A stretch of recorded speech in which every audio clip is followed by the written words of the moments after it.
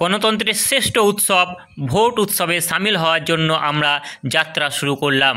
এখন আমরা এসে পৌঁছলাম বীরভূমের সিউড়ি রামকৃষ্ণ শিল্প বিদ্যাপীঠে। এটা হচ্ছে ডিসিআরসি সেন্টার এবং পুরো ডিসিআরসি সেন্টারটা একটু ঘুরে দেখানোর চেষ্টা করছি। এটা হচ্ছে 284 দুবরাজপুর বিধানসভা। এই বিধানসভায় আমাদের ভোটের ডিউটি পড়েছে। তো এখানে দেখতে পাচ্ছেন অসংখ্য পুলিশ রয়েছে এবং অনেক ভোটকর্মী রয়েছেন।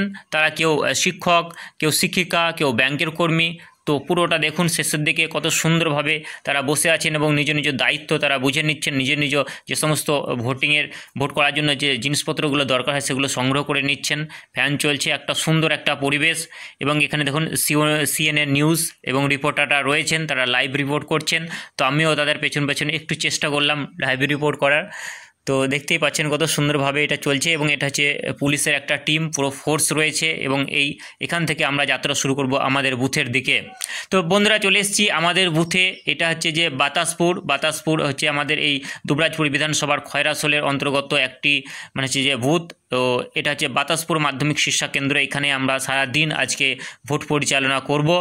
তো আপনারা দেখতেই পাচ্ছেন পুরো সুন্দর একটা গ্রাউন্ড, কত সুন্দর বড় একটা গাছ।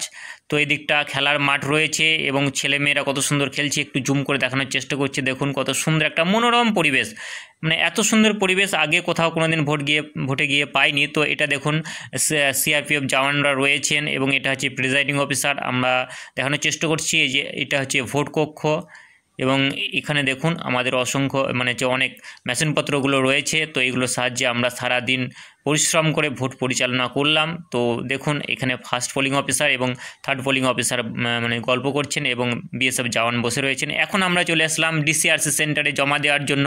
তো আমাদের যে সমস্ত ভোটে যন্ত্রপাতিগুলো ছিল সমস্ত জিনিস আমরা ডিসিআরসিতে জমা দিয়ে দিলাম। খুব এনজয় করলাম। তো আপনারা আশা করি খুব এনজয় করেছেন। Tata bye bye.